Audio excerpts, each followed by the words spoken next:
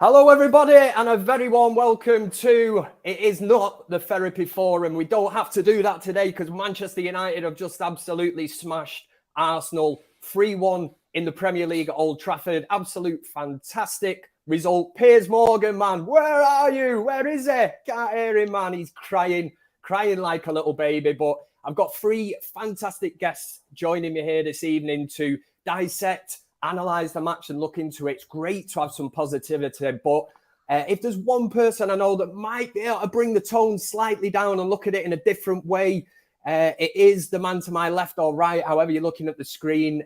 Some say he once took Conor McGregor's dinner money off him in primary school and made him cry like a baby. It's Jay Daly. Which way is he? There he is. Jay, how are you, sir?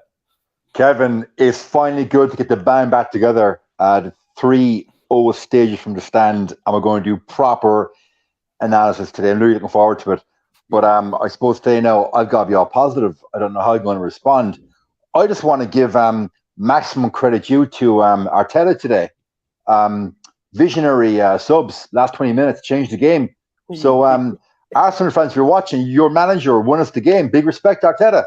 Love that, Jay. Love it, man. This is. You talk about getting the band back together, man. This is like Take That when they reformed, wasn't it? You know, we're talking.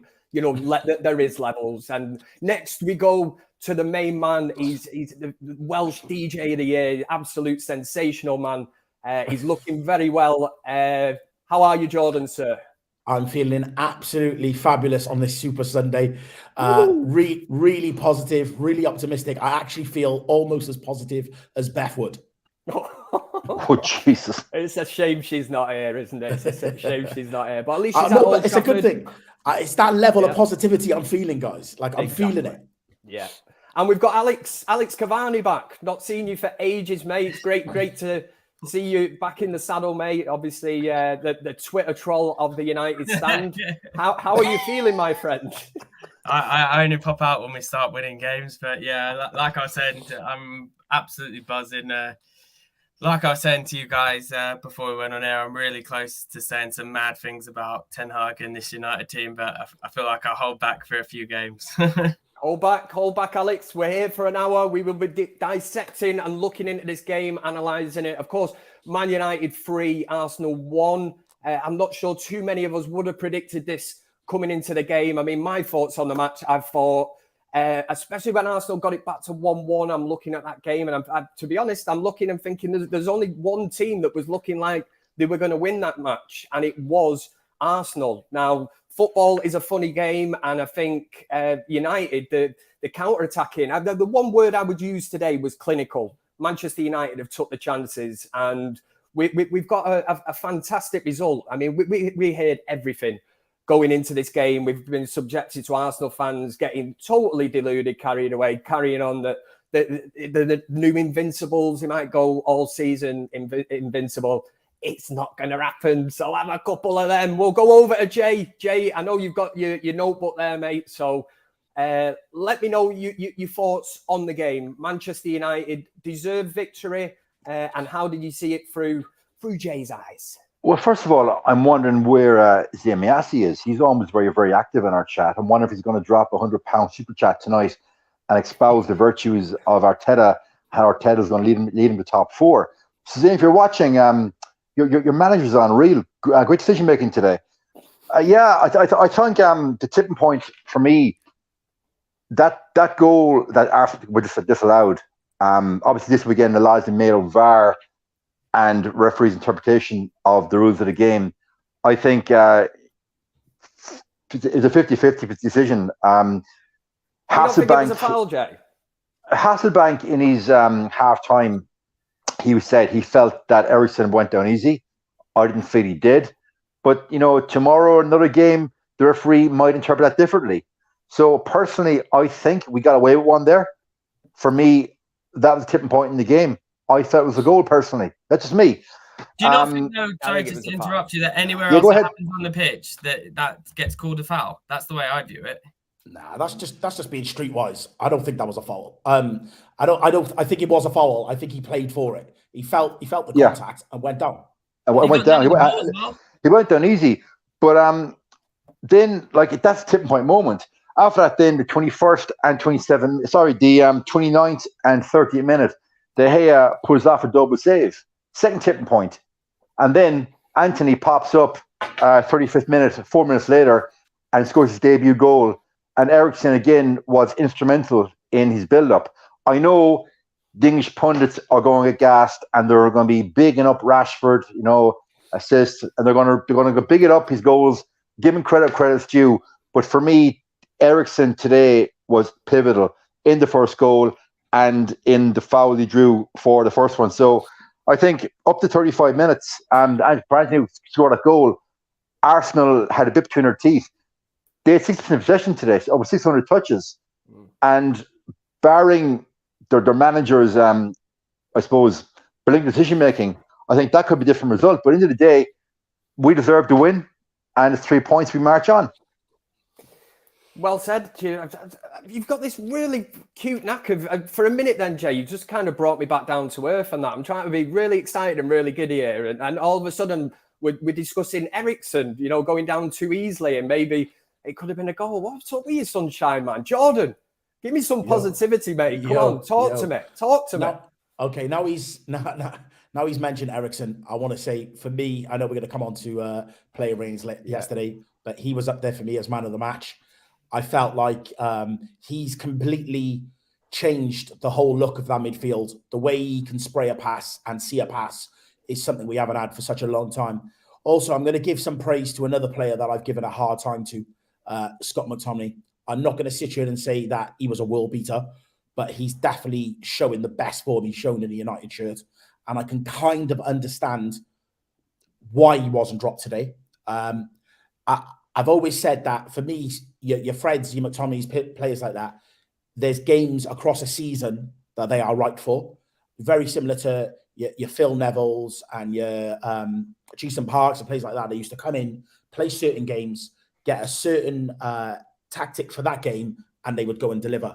And you look at a game like Arsenal, a game where you've got to put it about a little bit. I would have thought that would have suited someone like McTominay. He's now showing that. We also said that when Ten Hag was coming in, and there was talk that we needed 10 players, we were never going to make 10 signings. We needed to bring in 5 or 6 players, and then we needed a manager to get more out of some of the players that were there. He definitely is getting more out of McTominay. He's getting more out of Delo. So they're almost like 2 new signings for us to a degree. And, it's not a phrase that I want to use, but he actually is making them more of an option for us. I just feel like that back 4, 5 with De Gea, again, is just solid. I know we conceded a goal, but we gifted them that goal to a degree. There was periods in the game where we seemed to lose control of the game, but that's going to happen when you're playing one of the top 6 sides in the country and a team that's in form that hasn't lost this season. You're not going to dominate from minute 0 to 90 minutes. There's going to be times, and you've got to ride it. But over the last 12, 18 months, that game we would have lost. And at no point did I feel like we were going to lose the game. Arteta making those changes that he made, I actually kind of respect it. That's what I would want from my manager, is to go for it. And he went for it. But what that did is that opened the door to us. And with Ronaldo up top, Rashford moving to the side, he was devastating. And that's what we know the type of player that Rashford could be. I don't think he can lead the line. I think he's so much better coming in from the wing. And that's, again, what we've seen today. And I hope Ten Hag looks at that and goes, do you know what? That's where he needs to be. Antony looked really exciting. I felt like he showed glimpses, but he definitely did seem to run out of gas. But that's understandable because he hasn't really trained. He hasn't trained with us. He hasn't trained over the last couple of weeks with Ajax. So I'm sure he will grow into it. Ultimately, I want to get Casemiro into that midfield so that we can actually start controlling the middle of these games. Yeah. It is a democracy here on the United Stand. We're all able to have our say. Jay called out Zayn Miasse early on. Zayn has put $8.99 into the pot, and he's responded. He said, we played well. We are still higher. Pep made same mistake against Ole. We still finish higher. What a man, Zayn Miasse. Oh, only $8.99 though, eh? I think there is a couple more, actually. We've got another one here. Jay loved the shirt, mate. Eriksen is a classy player. Fred in second half was immense. That's the spirit. And I think that is us clear. So there you go. The United Stand. You have your say. Zayn Miasse hitting back there at Jay. You've heard it here first. It's all kicking off. Zayn obviously can't deal with the fact that Manchester United have just won 3-1. Alex Cavani, bottom right corner. Thoughts on today's game? I think it's going to get tasty, this show, because I know what you said earlier, and you've already said you've got some kind of outlandish comments you want to make on Erik ten Hag, maybe the system and that. Yeah, so I said I'll wait a few. The floor is yours, sir. I was just thinking that because I was saying it to you guys before we went on the air that I never put like once, and you can check back my Twitter timeline and everything. So I was saying it before the game. We'll check. Don't worry. I never once doubted we'd lose, but I don't know what it's like in what the view of Arsenal are in Wales, Ireland, and Manchester. But I don't know if it's like more from being down south as a United fan that Arsenal, apart from Liverpool, are like our main team we hate, and I hate them so much. So much. So just being able to beat them just makes me so happy. I don't know if it's like the AFTV thing and over the years of like how cocky their fans are, and just I just can't put it into words how much I hate them. Come on, let it out, Alex. This is you're on the United stand, mate. This is your. To be fair, like put it out there to thousands of people, man. Being non-deluded and stuff. I think like you can, on one hand. Although I'm about to contradict myself, I was going to say you can on one hand say they were the better team today. But then, like I was saying to you guys before we went on the air, it's hardly like De Gea was peppered. He didn't really have to have much to do all game. They had a lot of shots, but they were all off target. So at the end of the day, if you're just smashing it wide and smashing it over, are you really even dominating? Like we obviously had more shots on goal, more shots on target. I assume we had the XG. I disagree with the goal thing, but then I was talking to my mate about it. Apparently, like he was saying that like last season that would be disallowed, but then this season they're being more lenient with it. But to me, it's clear that Eriksen's fouled. So I had no qualms about it, but obviously I am a bit biased. I think like so much, especially with like new signings and stuff, will be judged on like goals and assists. But like Eriksen today he did get an assist in the end, but he was so instrumental in the 2 goals before it, but he won't get a goal and assist for it. So it just shows like how you have to actually watch the games played. And like he has been, he's really surpassed my expectations. I thought like everyone was saying that, that he'll be competition for Bruno. Lots of people thought he'd replace Bruno. I personally didn't think he'd replace Bruno, but I thought he'd just be like back up for Bruno and come on in like the 60th, 70th minute or whatever. But then obviously we've been crying out for a ball player in that midfield, especially with Pogba leaving and with Casemiro coming in. Obviously we have that holding midfielder, but I assumed it would be like McTominay or Fred. But having Eriksen there has just been absolutely brilliant. Like some of the passes he's playing, like where he like has his kind of like body like halfway around, and then he'll like still like hit it straight forward. And it's like McTominay and Fred aren't capable of playing those passes, and he's just been he's been absolutely brilliant. And I don't know if he did get man of the match, but I assume he did. And he's just been a revelation. But it's like I was tweeting about it the other day about it was like they did some tweet about like how our scouting department like was against Anthony. But then I was like, if you look at it, we've had so many fails with this scouting team. And then we brought in Ten Hag, who we were all worried. And everyone was saying it. And I was worried as well. But he's bringing in all these Eredivisie players and people that are linked with Ajax. But so far, touch wood, Malasia's been great. Eriksen's been great. Martinez has been all of them unbelievable. And then obviously it's too small of a sample size for Dubravka, Casemiro, and whoever I'm missing. But it just shows that we've now left it to Ten Hag, and he clearly knows what he's doing. And we've always been crying out like for a modern manager with modern ideas. Like we had Jose, who was a bit past it. We had LVG, who was a bit past it. Both of them had amazing records. Moyes, God knows what we were thinking. Oli obviously got the team going after the like downbeatness of Jose. But then I really, really think Ten Hag is, and I was saying this after the 2 losses as well. It isn't like I'm just saying it now. Like I really do trust in Ten Hag. And so I really hope he sticks with them. But it's important to remember, I tweeted this just before we went live, that we are going to hit snags where we will be bad, and we'll probably lose a few games. We might go on a run where we lose 2 or 3 games this season. But he hasn't got his team in. You have to remember, Pep and Klopp went through the exact same thing when they first came. So all these teams that we're playing, like your Liverpools, like your Arsenal even today, they've been in this system and stuff for years. We're 6 games into it. So it is a process, and I'm really, really confident for the future. Yeah, I did a couple of super chats. I think one's timed out there, but Cal said he's a magician, which I don't know whether he's on about me or Ericsson it'll be, won't it? Sorry, he's a magician. And Kafik said, you guys saw how Martinez just withdrew his tackle against Saka in the first half. Would have been a penalty. He's aggressive and also not stupid. Now, that is something we'll get into later on. We'll be doing player ratings. Saka should have got booked for that, by the way, because that was a clear dive. Because it's a dive, isn't it? And it's ridiculous because he's like the golden boy of English football. He doesn't get booked for it. It's such a joke. Yeah, sorry. And Mike Thomas has just put a super chat in and said, don't worry, Zane.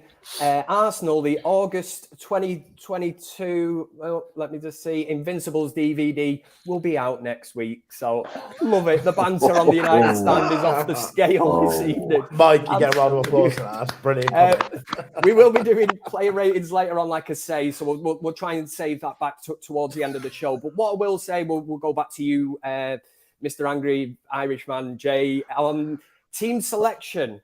Okay, so you put yourself, you're probably there pumping 550k bench pressing, and the team news comes through to Jay. He hears about team selection. There was only one change made today. Obviously, Antony come in for Anthony Elanga. What were your first thoughts when you heard the team? Did you agree or disagree, or were you going absolutely mental, as I can imagine, because McTominay was in midfield? Okay, just to frame this, okay, the PR come from the club and Ten Hag was Ronaldo wasn't playing because he wasn't fit enough. He missed pre-season.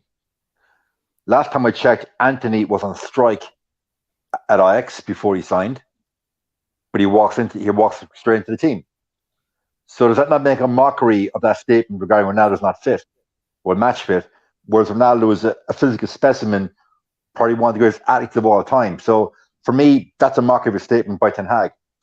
I'm never going to be happy with a team where Scott McSideways is playing as a CDM over elite Casemiro, who's won everything that's worth winning the game, barring a World Cup. So no, I'm never going to be happy with that. I'm not going to be happy with Rashford starting over Ronaldo. So I've got to be consistent. I'm not going to get gassed just because, okay, Rashford today, he got his goals, took them well, but he scored after Arteta had made some decision making flawed, and that changed course of the game that allowed Ten Hag to use the speed of Rashford to break the line of the Arsenal defense. So I think Arteta's tactics played into the speed of Rashford.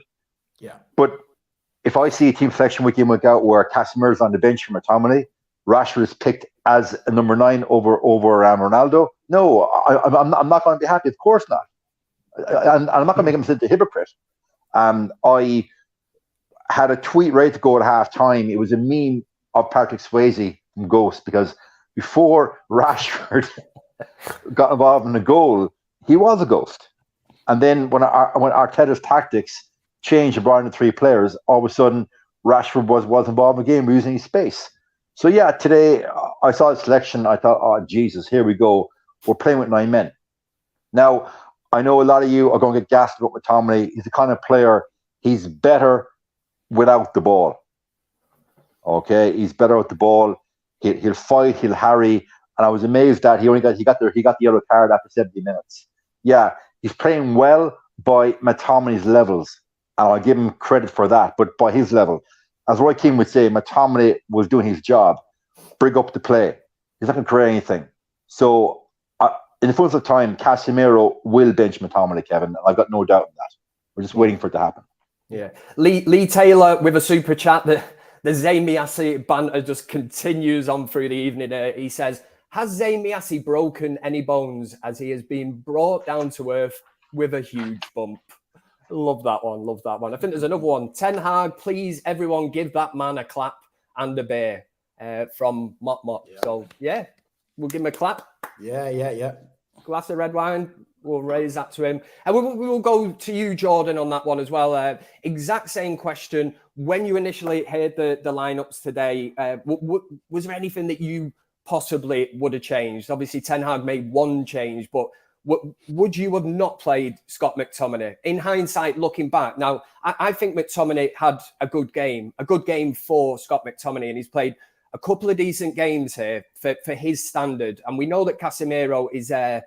And United haven't spent 60 million on, a Brazilian that's won basically everything, to be kind of sat around watching Scott McTominay running about. As Jay has alluded to, you would see Casemiro definitely getting integrated into this team. But was there anything from the lineup that you would have looked at? Because obviously, I think Rashford has definitely used Jay's Patrick Swayze tweet. I reckon he got wind of that tweet and knew it was going to go out at half time and thought, I need to up my game here. So he used Jay's tweet as motivation, like.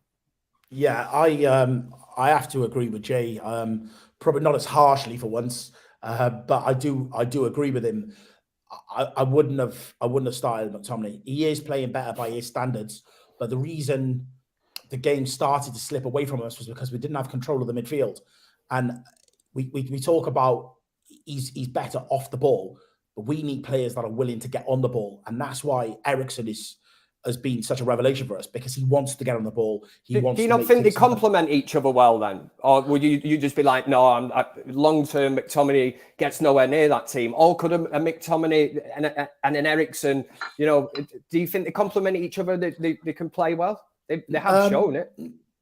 Everything that McTominay does well, Casemiro does 1,000 times better. And people saying that he doesn't look up to speed yet. Well, he's not going to. He's not started a game for us. Give the guy a game. Like, let him grow. He will grow into it. He's won 5 Champions Leagues. He's played with some of the best players in the world.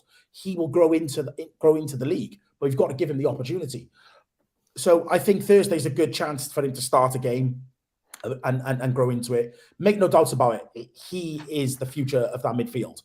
Even at his age, he is the future of midfield. And I'm not saying it's the end of McTominay's United career. I'm hoping he can learn from training with somebody with such experience, and that is at a high level. But for me, he would have started today. In the same respect, I wouldn't have started Rashford up top. I just don't think he's a number 9. I just don't. And like you said, he was so much more effective coming in off the wing. Just on that point. Again, it's one of those things. You live by the sword, you die by it. That team comes out. I'm sat there not agreeing with it. Yes, I still back the manager, but I don't agree with his decision. If we then went and lost that game at 1-1, Arsenal then scores the next goal, he's going to get pelters for not starting Casemiro.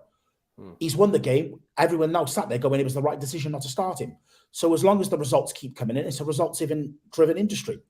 Yeah, that's where I thoroughly agree, because I've done the same thing before the game today. I've tweeted out that when I seen Rashford in the starting 11, I thought he's not performed recently. How is he starting over Ronaldo, like a lot of United fans? And I've made the mistake of tweeting out and saying, Rashford must train like prime Ronaldinho in training. And then he's obviously scored 2 goals. Again, maybe he used my tweet as motivation today, so I can take a bit of the credit for that one. But Zayn Miasse has hit back in true style. He's gone up to £17.99 now. I mean, we have to applaud this. This is just unbelievable, man. He said, United fans, we are still higher, and we finished higher last season, and you spent over 200 million in the window. I love Arsenal fans must be the only breed. He spent over 200 million on super chats. He's got a cheat. Oh, these Arsenal fans, they love net spend and getting out. They always look into all United's transfer dealings and that. Who cares? There's another one from Gaz Hardy. He says, highly disagree with that Ronaldo should start. And to make this clear, I'm very much a Ronaldo kind of guy, but he has to work like everyone else to get in the team. And I have noticed Ronaldo took a dip. A dip? Yeah. What does that mean? A swim or something? But yeah. Do you know what? I'm just going to I'm going to jump in on that. I absolutely love Ronaldo. I do. Watching how Ten Hag wants us to play, I can understand why he doesn't fancy Ronaldo in that team. You can see it. Do you think, Jay, sorry, Jordan, it's purely a pressing thing? I mean, we hear this all the time. Do you think it is purely the fact that he would be the focal point of this team? And if you're not getting the press started from the front, which I think we know in Ronaldo you're not going to get, is that the major issue why he's not starting games for United? Yeah, totally. And totally. That's exactly what it is. And you have to play in a certain way to get the best out of Ronaldo.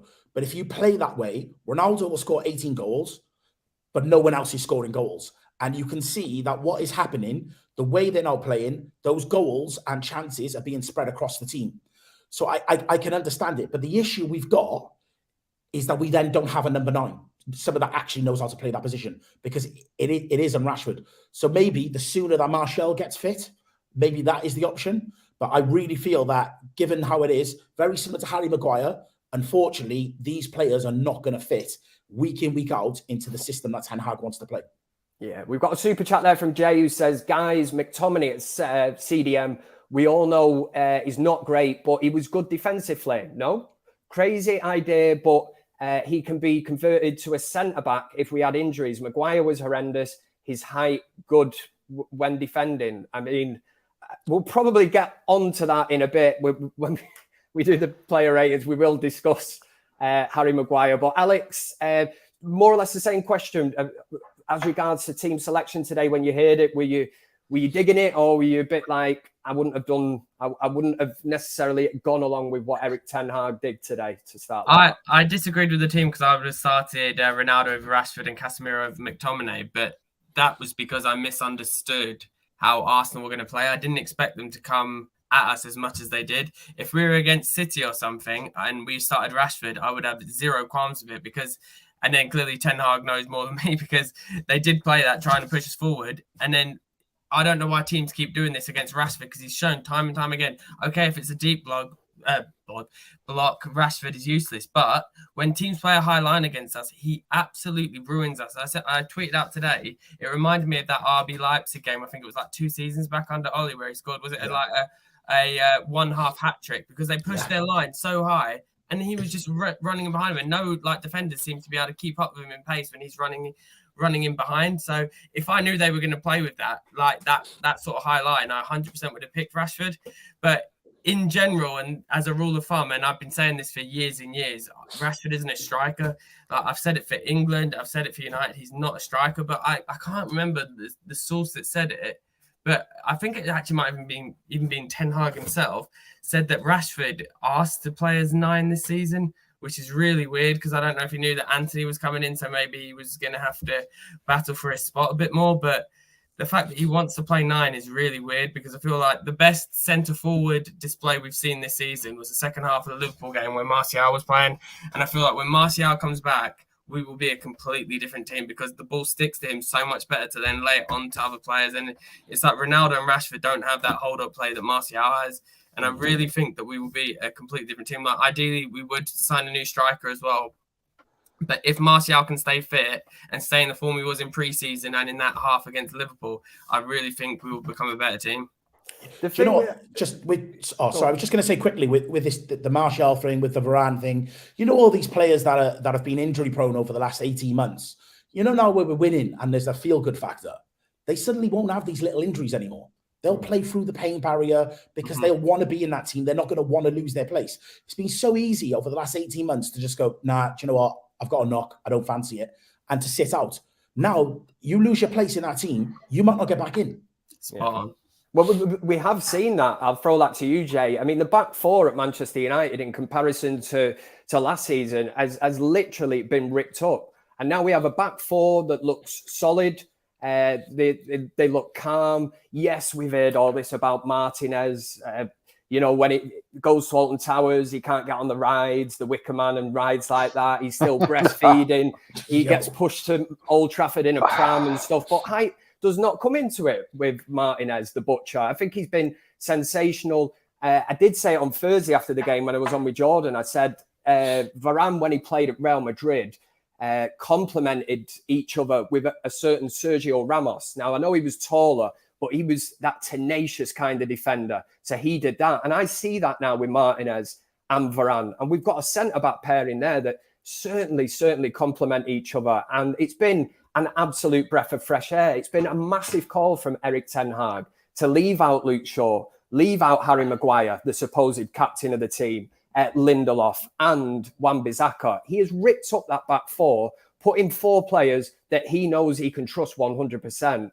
And Malaysia has been an absolute breath of fresh air. I think we'll throw a question out in a bit anyway to say, if you want to think about that, who has been Ten Hag's best sort of signing of the moment. But I mean, on that back four, Jay, I mean, are you 100% happy with it? Or it's probably time now we delve down the road of Harry Maguire. We might as well just get it out of the way, because we did give Arsenal a chance today. We were 3-1 up, and Eric Ten Hag, for some reason, decided to bring on Harry Maguire and maybe just level things out. But the floor is yours. Okay, so we'll do Maguire first. I've made no secret of my disdain for Maguire ever playing for the club again till he comes on in the 80th minute. He's booked in the 81st, and in the 86th, he's falling and hugging into Arteta like they're playing tag rugby in a playground. Like, what's that about? So Maguire, he's a mid-level, Premiership player at best. If Maguire, I've said it before, guys, said it again. If Maguire was Irish, Scottish, French, Spanish, any other nationality, Graham Souness, Talk Sport boys, the BT Sport, and all the lads on Sky Sports will be slating Maguire. But because he's English, he gets a free pass because Southgate needs him in the World Cup to play in his back five and be protected by 2 CDMs. That's Maguire. He's a nothing player. I don't want him near the side. Partnerships. Go ahead. So I was going to say Maguire. Then you, a lot of us on here now will have Harry Maguire down as a bit part player at Manchester United. Do you not think that will do his World Cup hopes any harm, or do you think Southgate more or less trusts him, favourites FC or whatever you want to call it, and he's on that plane to the World Cup? You mean playing for United? You mean Ole Gunnar Southgate? Yeah. Of course he's on that plane. It's a given. He loves Maguire. But look, centre-back partnerships are all about, you've got a ball player and you've got a thug, right? Back in the day, it was Ferdinand and Vidic, or Stam previous to that, ball player and thug. Before that, it was Pallister and Bruce. But with those two, I can never figure out who the thug and ball player was. Go back further to 1980s, when I was watching as a child, you had Paul McGrath, the ball player, and Kevin Moore was the thug. The 70s I don't remember because I was only a baby, so I don't remember. So centre-back partnership, ball player and thug. Real Madrid, Varane and Ramos, your ball player and thug. And right now we have Varane and we have our thug in Martinez. I'm probably doing Martinez a disservice by calling him a thug, but you know what I mean. Because today, his cuteness today, not going in on that foul, but was it on Jesus or Xhaka at the end? Xhaka. Yeah. Brilliant. Just his cuteness, not jumping in and giving that foul away. I thought it was very, very cute. So he was dubbed the butcher of Amsterdam. I've dubbed him El Castanero de Manchester. For me, he has been the signing of the off-season. Malacia today, he had Saka in his back pocket today. You can see at the end of the game, it was the 87th or 88th minute, and Saka goes in at the end and he crucifies Malacia because he's so frustrated, because all day Malacia got nothing out of Malacia all day. Then on the other side, you're Delot. And Delot, who we flagged off on the show many times when he played beside Lindelof. But Delot has grown in confidence game by game by game. He's poised on the ball. He's so confident. Yeah. And now he's getting involved, overlapping runs that we want to see from fullbacks, obviously in the modern game. He's had his assist. And you can see against Leicester, he made like a clearance. I think it was late in the game. He's over fist pumping Varane and then chest pump. So that back four, it's acting as a very cohesive unit, and literally is. I've dubbed them the back four Trojans. That's what they're like. It's 4 Trojans, and I think they are a back four to stay. And when Martinez went off today with his groin, I thought, oh Jesus, here we go. Maguire's coming on. I'm glad it happened later in the game, because if that had happened, say, in the 60th minute, you know what would have happened? Arteta would have targeted Maguire, and I bet you anything, Kevin, boys, we would have conceded. Maguire is a liability. I don't want to see him near the team, even the team bus. Yeah. I'll throw that to you as well, Jordan. Just on the back foot. Well, Jay's, are you going with Martin as your? Is that the top 10 Hag signing for? Yeah, he's my sign of the off season, because Martinez has basically revolutionized that back four, and he's brought the best out of Varane, because Varane needed a physical player beside him. Yeah, I'm not sure whether anyone's even bothered with that. I personally think the fact that it was a free transfer and seeing the performance today of Christian Eriksen I'm just absolutely in love with the man. I'm throwing it out there. I don't even care. Yeah. I think he's Man crush absolute. I love him. I think he's beautiful Hang specimen of a man. You know, Am I being when you replaced? think, Whoa, relax now. Am I getting replaced by Bergson? I'm What putting the you hell? out on the shelf, mate. Don't worry about it. I've left you for a better person, Christian Eriksen. But he's you consider what that man has been through. And I think I was on with you, Jordan, after we played Brentford last season, and we started to talk up the possibility of signing Christian Eriksen on a free transfer. And it was more along the lines of, it is an absolute no-brainer if you can bring it in. And just recently, I mean, I said it after the Leicester game, I'm getting the vibes of Michael Carrick, which we've not had for a while. A player that can conduct the middle of the park. He can speed it up when he wants to. All the top teams have these players. You look at De Bruyne at City, they have technicians in that midfield. Christian Eriksen has just been a breath of fresh air. And today even, he drops in, he plays the easy pass. He knows when to speed that team up. And his range of passing has been brilliant. Yeah. So, I mean, Jay, you can quite rightly go with Martinez. I cannot argue that. Mine personally, the fact that it was a free transfer and looking at how he's bedded into that midfield, I would probably go with Christian Eriksen. Obviously, that one's open to the comment section.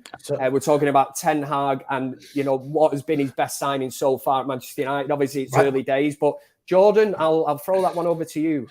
Yeah, I see both your points, and I think there's no argument to say that they're the top two, and it is a toss between them. I think a couple of points I'd make on both of them. With Eriksen, the brilliance is that even when he seems to start to run out of gas in the second half, he's able to pick a ball and let the ball do the work. He just spot his range of passing, like you said, is absolutely phenomenal. He's permanently dangerous. And I'm hoping, and you can see that he's making Bruno better, because Bruno's looking at that and thinking, right, rather than me do something wild, why don't I just play the simple pass? And you can just see that he's having an influence over Bruno's game. The reason that I would go for Martinez is that he's never played in this league before. And for a player to come in and to completely galvanize the other players around him in that back four, I think is phenomenal. I think everybody kept saying about Ten Hag going out for players from the Dutch league, but it wasn't. He wanted to sign certain characters, and you can see how infectious Martinez is. Everyone is buying into that enthusiasm, you know, the chest banging, the high fives, they're all buying into it. And you've seen for Anthony, I think he got a bit of carried away today, kissing the badge, a little bit much for me, but the passion was there, and it shows what he means to play for Manchester United. These guys are winners. They're leaders. They don't need an armband. They just naturally want to win. But for me, just slightly, it's Martinez. Yep. We'll throw it over. I am keeping an eye on the comment section here as well. That basically Eriksen and Martinez are out on their own on this one, with the comments that are flying in. It's quite hard to keep a track of here. But Alex, obviously the same question. Who has impressed you most? Who is Erik Ten Hag's best signing so far this season? I just want to say on that Jordan point, that kissing the badge after 45 minutes of football crap. Something you would do, Alex. Like it wasn't even 45 minutes. He just ran up going, he's sure he's happy to be here. But in terms of like, I like what you guys were saying about Eriksen. He's massively surprised me. Obviously, I knew all his talents as a number 10, and that's where like I said before, I thought he was going to play. And obviously, I know he can do a job there. I think Malacia has really surprised me of that. I didn't think that he would be replacing Shaw, but it was weird because in pre-season I thought he was better than Shaw, but then Shaw started the first two games. But then he came in and he especially in the Liverpool game, I thought he was brilliant, and he has done, like, we need to see a bit more maybe going forward, but defensively he's been brilliant. But I feel like not even just like as best signing, but I think he's going to comfortably win Player of the Year, just like he did for Ajax last season, is Martinez, unless barring some sort of like injury or something, please God no. Alex, like, don't hex it, mate. Jesus, back Maguire. Jesus. Do you know what though? He like not even just his like defensive ability, which has been brilliant, but like on the ball and stuff, he is insanely good. And people were mocking us for how much we paid for him. How it's looking at the moment, it feels like we've got a bargain. Can I ask you guys a question? Why do you think it is that we didn't go for him first then? We went for Timber, if he's as good as he is. Player of the Year for Ajax. fantastic point, and I wondered that as well, because he literally got Player of the Year for Ajax, so he clearly was better than Timber last season. So I got a theory on it. My theory is Timber was always going to be the harder one to get out of the two. So they went for Timber first, knowing that they then would have went for Martinez afterwards. I can't see how you can have a defender as good as he is and have just left him playing for Ajax. Do you not think, though, to counter that, of just like trying to put myself in Ten Hag's position, because of like all the politics and stuff of Maguire being captain, and at the time Maguire was the left-sided centre-back? Do you not think we were thinking like, oh yeah, Maguire's going to be our first choice centre-back, we want someone to partner with Maguire, which is insane really when you think about it, when we have Rafael Varane. But then you saw, as soon as we signed Martinez, we instantly swapped in pre-season Maguire to right centre-back, didn't we? Yeah. Well, the thing is, when we look at Timber, there was obviously comments from Louis van Gaal, wasn't it, that going to Manchester United will hamper your chances in the Dutch team. So, but do you know, I look at that now, and maybe it was a blessing in disguise. You know, you look at it and think, Timber obviously wasn't 100% about coming to Manchester United, and we've been down this road before of signing mercenaries and players that didn't want to come to Manchester United. The difference at the minute with Manchester United is, again, I said it on Thursday when we were talking, Jordan, the camaraderie and that kind of feeling that you've got back now towards the fans and the players, the connection.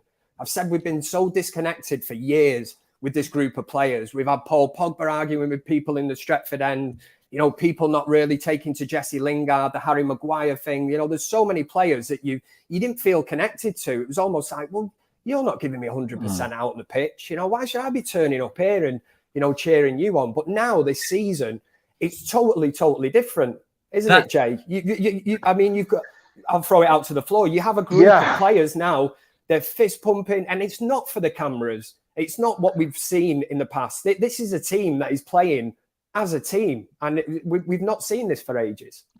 You just, as you were discussing there about Timber vis-a-vis Martinez, for no reason at all, a song by Garth Brooks came into my head, that American country singer, I thank God for answered prayers.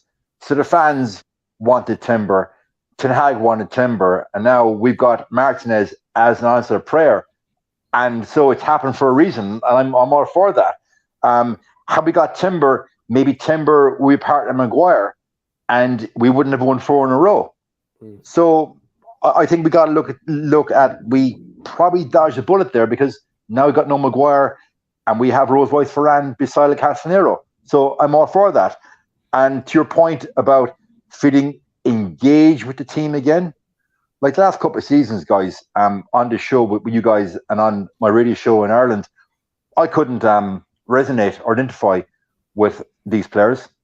I actually, to be honest with you, a lot of them I had no respect for. Zero.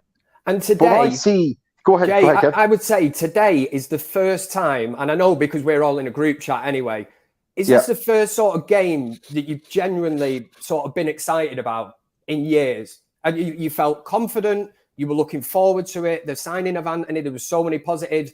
And I was actually buzzing. Even, you know, my son, I had to be put through being beat by Brentford. I was away in Spain. I'm sat in a bar, my son's got his United shirt on. At half time, he actually turned to me, and this is when it hit home. He said, Dad, I'm actually embarrassed to be wearing this shirt. Because there were people looking over, and I thought, this isn't right, son. It's not right. You know, we've been spoiled as kids, and that the era that we grew up was absolutely unbelievable. But for somebody like my son, who United have won one league title or whatever when he was 3, that's the last time. And you know, you kind of feel for them, and I'm like, you know, these days will come back, son. Hopefully. Yeah, and just say that about your son. Like I this morning, I couldn't wait to get out of bed, go and collect my son, make dinner, knowing that we're going to sit down and we're going to watch the first time you're ever going to sit down and watch a team that you actually care about. He's 9 next week, and for the first time he's sitting with his father, and I actually gave a shit today. Well, the last couple of seasons, I didn't give a shit. I actually stopped caring. But today, Kevin, you're right. It was the first time where I felt confident and I'm starting to care again. And this current group of players, they care. And it's manifest on the pitch. So as fans, we're starting to care. That's the main thing, isn't it, Jordan? We talk about this, and it does work 2 ways. We've been subjected to performances over the years where other teams have ran ran more than Manchester United, and it's not good enough, is it? How many forums have we done, for Christ's sake? You know, getting beat to the likes of Watford, what was it, 4-0 or whatever. We've back through the years, absolutely smashed by City, smashed by Liverpool, and I certainly don't want to jump the gun and say that we've turned a corner, but the way the Stretford end was reacting today, you've got Martinez running off, you've got the Stretford end chanting Argentina at him, and I'm like, the fans can relate to these players, and we have had them before. They are kind of cult heroes, and when you've got that, and the bare minimum you want to see, man, is these players kind of, well, running for a start, but like I say, the high-fiving, the camaraderie, it's refreshing, isn't it? We've been starved at this. The word is, it's infectious for the other players around and for us as fans. Like, this is the first time I've gone into a game all week. I've been super confident that we were going to beat Arsenal. Super confident. Like, I've been giving it to fans all week that they're having it. Like, I was that confident. I put myself out there. And you know what it's like? You tweet something and it goes wrong and you get pelters. This week, I just knew we were going to beat them. And it's that fear factor then, you know, you go 4, 5, 6 games unbeaten and suddenly teams fear playing against us. That hasn't been like that for a while. People have been looking at us as easy pickings for a long time. They're not going to want to play us now. And you look at the way this league's gone, with the way everyone's dropping points, everyone's taking points off against everyone else. Very similar to when we finish second, it'll be the most consistent team will finish top. Because it won't be the best team, it'll be the most consistent team that'll finish in the top 4. And as long as we can continue to put these runs together, then we'll be okay this season. The new players will grow into the league and cement their place. And other players who want to get their first team place back will have to raise their game and play for the Ten Hag system. They'll have to raise the game. Otherwise, they're not going to play. You'll see on Thursday. Thursday, I'm expecting wholesale changes. It'll be really interesting to see your Shaws, your Wan-Bissakas, your Maguires, players like that come in and see how they adapt to a Ten Hag system, or do they literally go straight back to playing volleyball? Alex, are United going to win the league this season? I'm joking. Same question to you, mate. I'm not joking. I tweeted. I know you're reckless, Alex, and you'll come out with some outlandish things. So, I tweeted after the game. I don't think it'll be this season, but I feel like we can actually win the league under Ten Hag. I feel like he's putting the stuff in place that we can actually win. You have to bear in mind with this team, like the attack and stuff. The last few games, Anthony came into it this time, but like an attack of Sancho, Rashford, Elanga to me isn't that good. But you have to bear in mind, in a few games' time, once the team's fully established, it'll probably be Ronaldo or Martial, and then you have Anthony, Sancho, Rashford, whatever to fight out there. Casemiro will come in. So this isn't even the best team that we're playing at the moment. Like, the defense we're playing is the best. But one thing when Jordan was talking about the Europa League, I thought of is that Dubravka's going to come in, and that might be an interesting battle throughout the season. Like, obviously all of us here are massive Henderson fans, but I always said is that I didn't want Dean Henderson as our keeper, but I also think we need a new keeper instead of De Gea. And if you see like how these modern teams play, and it was annoying me a bit today. Like, there was one time like when Varane had to like come out into something in like our own penalty area. That was something that, like, if it was Neuer or some like Edison or some keeper like that, they would have just sweeped up and get it. But De Gea never leaves the 6-yard box. So it will be interesting to see if Dubravka does eventually come in, because there were those rumours, obviously, that Ten Hag was looking for a keeper to compete with De Gea. We had a 1 million budget, and then they bumped it up to 7 million was the rumour. And then obviously we have the loan, and then 5 million payment with Dubravka. But if he does well, there's nothing to say necessarily that he won't replace De Gea if he can actually be an asset with distribution. That obviously at Newcastle you're not asked to play that role, but I was reading that before Newcastle he was that sort of like sweeper type keeper. Yeah. So it will be interesting to see if he comes in and makes a real difference. But one thing I was going to say when you guys were talking about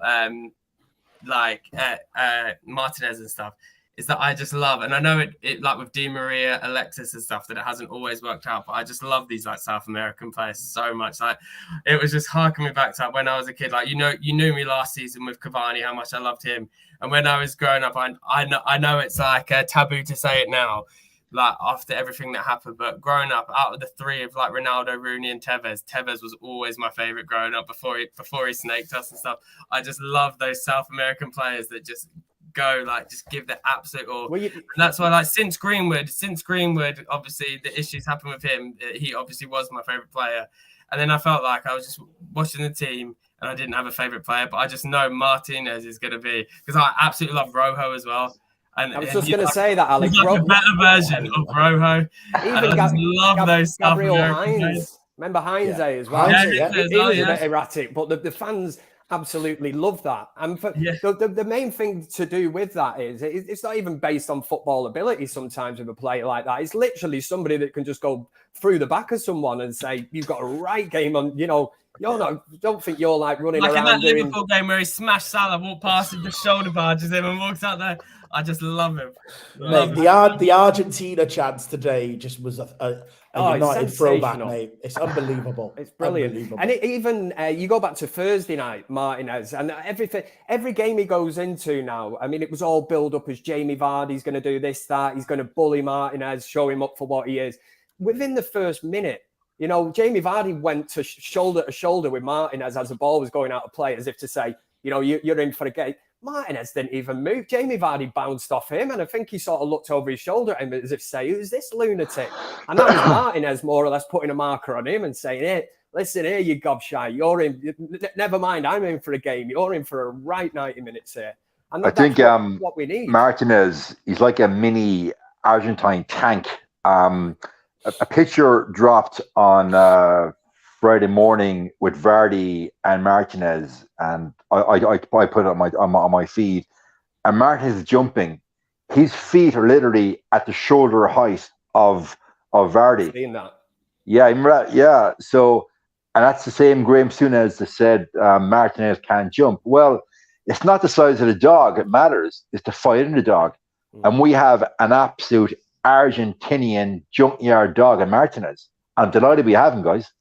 My wife always says the same to me, Jay. It's not the size of the boat, it's the motion in the ocean. That's what she tells me. So I'm quite happy with that anyway. We're going to try, how long we got now? 8 minutes. We'll go into, we might as well do the player ratings then, haven't we?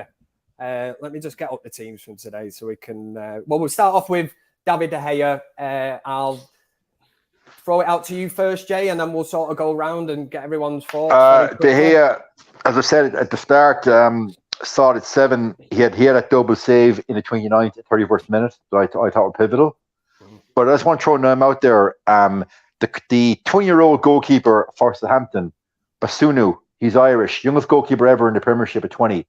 I'd be looking at him. Great distribution, ball at his feet, brave, and I wouldn't be adverse to if we got him down the line. So 7 today for De Gea.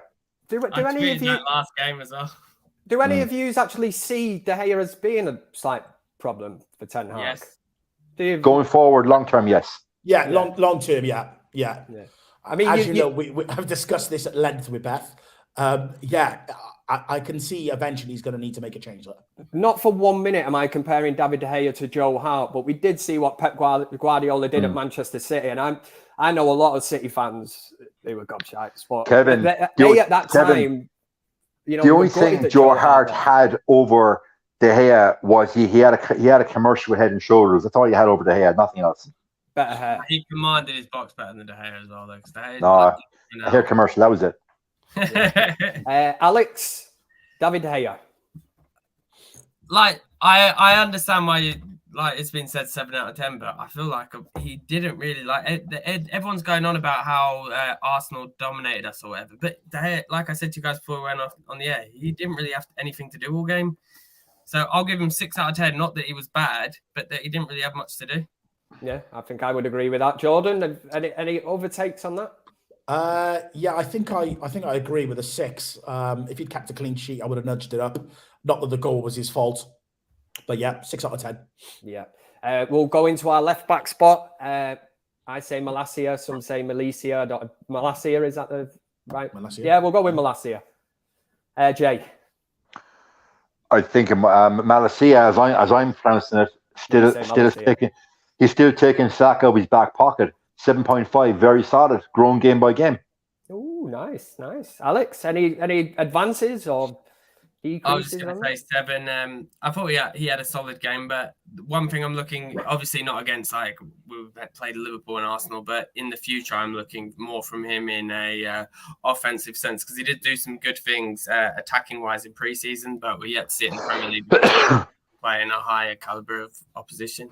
Yeah, I'm looking into the comment section here. Keep the scores coming in. There's a lot. I'd say the majority are going with 7s here on Malacia, whatever. Jordan, do you agree? Malacia, I'm going to go for a 7. Malacia. I thought he was a little bit shaky at the beginning, to be honest, and I thought he grew into the game. Saka did have him on toast early doors, but then I just thought he grew into it. I agree with Alex. I'd like to see a little bit more going forward, but I'm sure with confidence that will naturally come. Yeah. And next, we move on to a man that we've debated this evening. He's took up a good bit of airtime, and he deserves it. Lisandro Martinez. You having that? Jay, what are we saying, Martinez? Mi Casanero, 8. Solid 8. Solid 8. Love that. Alex? Completely agree. He's just such a breath of fresh air into this team, and I pray when he walked off injured, he seemed to be walking fine. So I really hope by the time he obviously won't play in the Europa League game, but hopefully by the next Premier League game he'll be all right. Wrap him up in cotton wool. That's what they used to do to me when I played for the Fiddlers Green. They couldn't have Kev missing. You know what I mean? The leading goal scorer and that. Jordan. 100% 8. I've got a thing that. When I buy shirts, I always put a defender's name on the back. And if it wasn't for the fact that I'm boycotting buying anything under the Glazers now, his name would be going on the back of my shirt. Have you not got a shirt with Phil Jones on the back? I do, because he was described as a Rolls Royce by Fergie, and I thought I'd jump on the high burly. I made the same mistake with Tom Cleverley when Fergie said that he was the next goals. But what I didn't realise was Fergie was working on commission from the megastore. You got done big style, Jordan. Fergie did me dirty. Oh, God. His centre-back pairing. I can't believe you just brought that up. I remember you telling me one time you got a Phil Jones shirt. You were showing off about all the shirts you had, and you went, I've even got a Phil Jones one. And I was like, all right, Jordan, that's not much to write home about. And be sort of he was described as a Rolls Royce and a future England captain. I jumped on him early and I got it wrong. He was also described as, he was class. If I can recall, guys, Ferguson also described Jones as Duncan Edwards. Yeah, he did. Lofty. Yeah, there you go. So one thing we have learned this evening on the United Standard is Sir Alex Ferguson is a very, very good salesman, because I'm pretty sure that there can't be many of them Phil Jones shirts knocking about, Jordan. Fair play. Rafael Varane. Keep your scores coming in the comment section. I will have a look, and then we'll go with the majority on that. What you reckoning for our Rolls Royce of a defender, Jay? He just adds leadership and a sense of calmness to that back four. 8. I think he put foot wrong today. Yeah, lots of 8s showing up in the comment section here. Alex? I'll give him 7.5 because I thought he was better than Malacia, but worse than Martinez. Yeah, Alex being awkward as usual. Jordan? I'm comfortable with 8. I'm going to keep it short and sweet. I'm comfortable with 8. Centre-back partnership is the best we've had in donkey's years. Yeah, there's loads. There is a couple of 9s being thrown out there, but you can't sort of raise the bar too high because we are getting into the point in a minute where we're going to find out who we've kind of chosen for man of the match. And I think a lot of us here at the United Stand will be singing from the same hymn sheet, but we'll go with 8 on Varane. We'll move into midfield now. Jay, a person that you certainly will not ever have on the back of your shirt. My Scottish friend, Scott McTominay. I give him a solid 6. He did his job, no more, no less. Oh, come on, Jay, a 6. Solid 6. Did his job. I'm not going to change on that one. Alex, come on. Surely you can go higher than that. You forgot Delo, by the way, but all right, Alex. I'll give McTominay. As you're saying, we can't allow half scores at 7. He has been good the last 3 games, so this is why I understand why Ten Hag isn't dropping him as much as I want Casemiro to start. I just read in the comments what's Kev got against Delo? Doesn't he deserve a score? Right, let's get it out of the way very, very quickly. He was that good, I forgot all about him. I just missed it off the corner of my screen here. Delo, very quickly, Jay. Solid 7. Alex. Yeah, 7, same as Jay. Yeah, 7. Thanks for picking me up on that, Alex. I'll never be hosting on the United Stand again. That's an epic fail. Jordan. 7, move on. 7, we move on. Yeah. Scott McTominay, I'm back to you on this one now. Jordan, is it? Yeah. 7. Yeah, that is fair. Don't let the fact that he's Scottish, don't let the fact that Jay bullies him all the time on the United Stand interfere with your thought process here. He wasn't worse than a 7, and I really don't rate McTominay in the slightest. Jay said a solid 6. There is no such thing as a solid 6. Do his job like. I'm going to go with 7. He's doing bits. That's what you would say, wouldn't you, Jay? Right, Christian Eriksen, my new man. We have found our quarterback. The vision, the poise, and he almost seems to have that extra half second on the ball to pick a pass. I think Eriksen is the epiphany of football intelligence. He's our Tom Brady, 9. Yeah. Alex? Yeah, I'll give him 9 as well. I kind of worry about him defensively if we play someone good like City, but like from passing wise, he was absolutely brilliant today. So yeah, I'll give him 9. He's versatile as well, isn't he? I mean, if Fernandes needs a kind of boot up the arse kind of thing, he could play in that role for Manchester United. I'd be interested to see how that one pans out. Jordan, would you agree on a 9? Surely you're not going to downgrade him. Absolutely 9. He's my man of the match. What I would say is wrap him up in cotton wool. Don't play him in any games that you don't need to play him in. Keep him for the last stages of the Europa League. Protect him at all costs. Yeah, that is certainly, I think the 4 of us can all here agree. A lot of people in the comment section as well, is that Christian Eriksen today was Manchester United's man of the match. Moving a bit further forward, Bruno Fernandes. Did he cut it for you, Jay, or you're not impressed? You don't look impressed.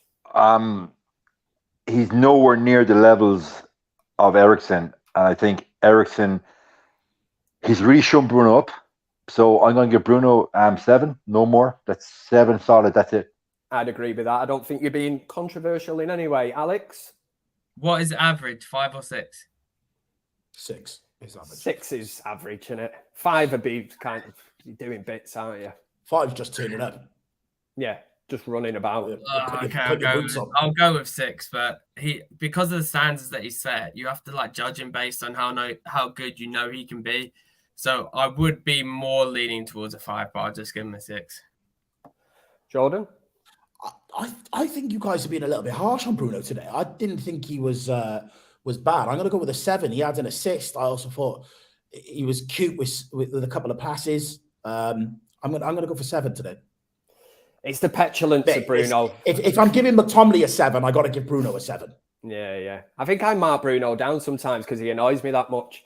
You know, the petulant side, you think of the dive against Liverpool and that. And I look sometimes, I think, you're a grown man.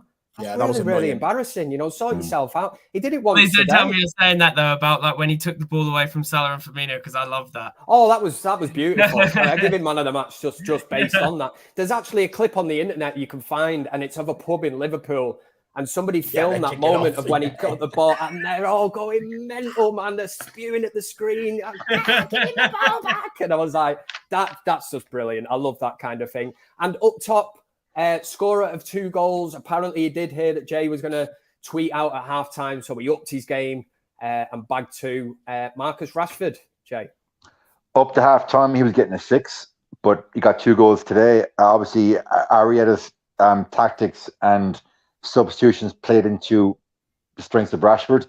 So based on 2 goals, I gotta give him an 8. It's gotta be an 8, and Alex, surely. Yeah, 2 goals and an assist. I think he got the assist as well for the other goal. So yeah, 100%. But like Jay said, they completely played to his strengths. Playing the high line against Rashford is suicide. So yeah, 8. That's his major attribute is pace, and if he can use that properly on the counter attack, he scored a carbon kind of copy of goal of that against Liverpool, didn't he? It's one, Martial holds it up, spins, turns, plays him in.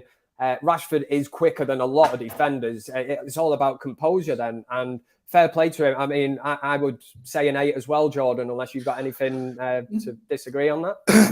I'd say an 8. I agree. Up until half time, I didn't think he was great. He'd activated ghost mode, which we've seen quite a few times. I think what always lets him down is his decision making. And at those moments today, he made the right decisions. If he can do that, he can be devastating with that pace. But it needs to come from the wing. He's not right through the middle. Yeah. We'll do the subs very quickly and then we will wrap up. Thanks everyone who is throwing their sort of match or player ratings into the live chat as well. And I'm certainly going to leave the best one till last. So we'll first of all go for Ronaldo. Did we do Sancho and Anthony? Hey? Did we do Sancho Anthony, Kev. Anthony. Kev. Sancho. All right, I've lost it now. Sorry to call you out again, but if we're going with you, we'd only have named about 5 players. Just give me 1 second there. Wait. We'll just pick it up from here now. Anthony made his debut today, Jay. What did you make of his debut? Obviously scored a goal as well. Kev, stay off the bread. Stay off the obviously, bread. I made a lot more Anthony than you did. In fact, I remember he's on the pitch. Yeah. Look, he's our 3rd biggest signing financially of all time. So obviously, came on today, huge pressure on your shoulders. Took his goal very, very well. A goal in your debut, you got to give him an 8. Yeah. Do you know what? I think it's because Arsenal, at one stage, I did say to my son, it looked like we were getting overrun that much. It looked like Arsenal had a lot more players on the pitch. So that's my excuse for forgetting 3 of the and 11. Actually, Kevin, on Anthony, I don't know if anyone picked up on it, but a minute after he scored his goal, he's back down the other end of the pitch, defending and fighting with the referee about a throw-in a minute after scoring his goal. That's intensity. That's a winner. Yeah. And he said all the right things when he signed for Manchester United. I love that. Yeah. You know, some you read through it. You got Alexis Sanchez playing a piano, glory, Man United on a piano, and you look and you think, this is a bit staged. But the Anthony one, the comments, when you hear what he said, he wants to be at Man United, and that is the main thing, like I said. Alex, Anthony. I was going to give him lower than this, but I'll settle on a 7 because obviously he scored and then he did that brilliant pass when he had 2 players on him. But it wasn't terrible as a first performance, but he was a bit quiet. But it wasn't just something I'd level at him because this is more in the first half before he got subbed off. I thought Sancho, Rashford and Anthony were all quiet, but then you could say that's because we didn't really have the ball and we're supplying them. Yeah. Jordan, do you agree with that? I think I would say a 7, you know.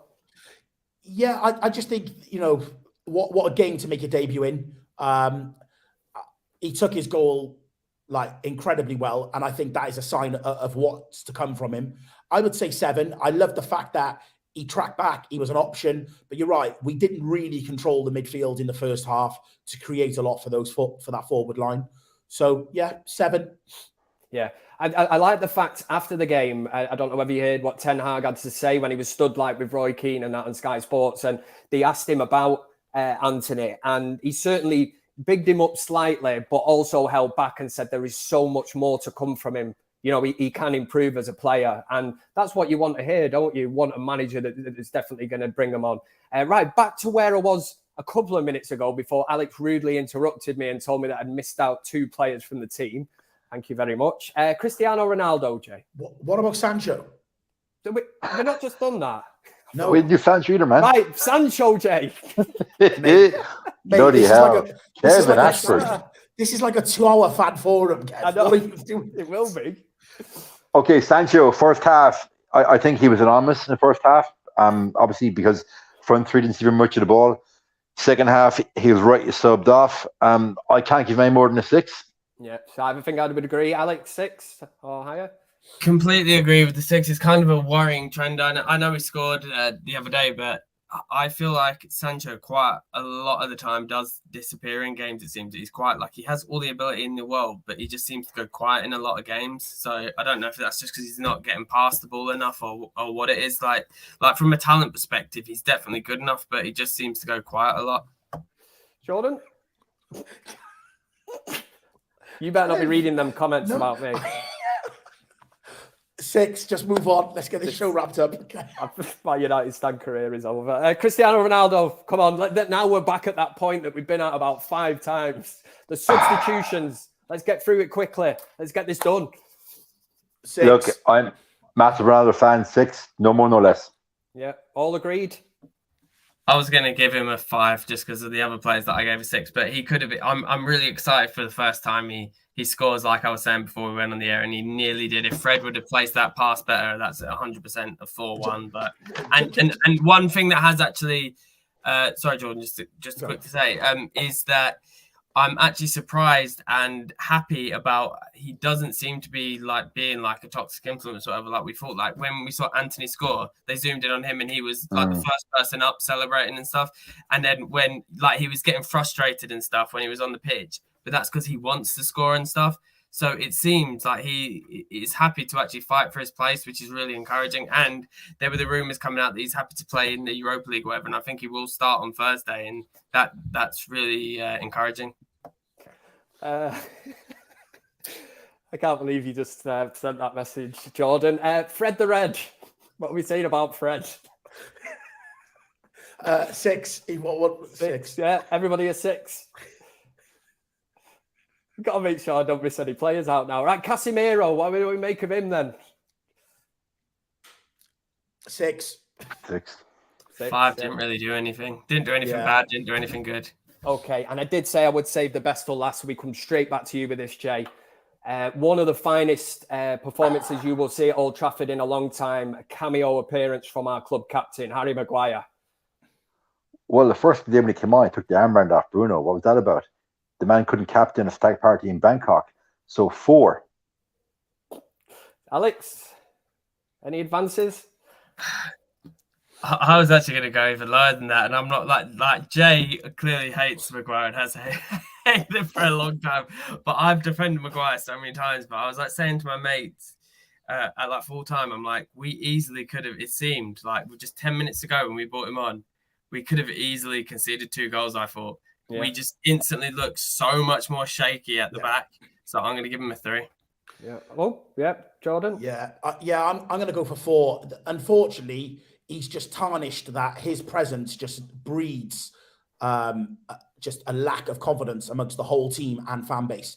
Like, for me, it's done for him at the club. We need to get him to next summer and move him on.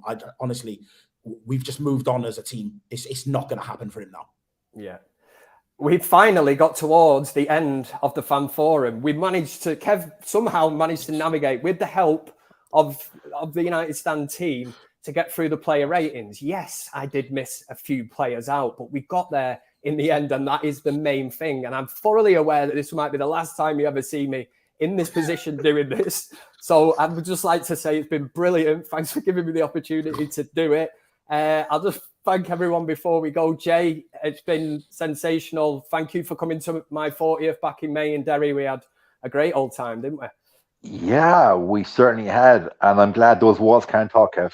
Oh, God, they'd have some things to say. Yeah, thank you very much. Great to have you on, mate. Alex, not seen you for a while, mate. Thank you very much for picking me up on missing players out of the player rating. yeah, great being back, and what a game to come back to. Jordan, Kev, it's always emotional when we link up like this. Absolutely brilliant. Jordan, just say it's been nice knowing you. I know this is the last time we'll ever talk on here, so let's make it a good one.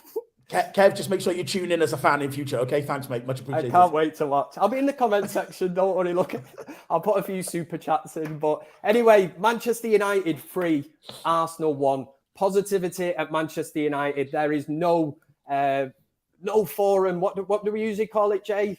The therapy forum. Therapy forum. There is no therapy forum today. It's been replaced with positivity.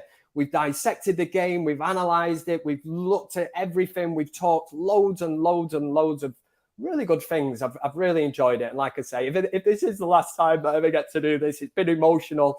I love you all. And you've been watching the biggest Man United fan channel in the land. This was the United Stand. Thank you very much.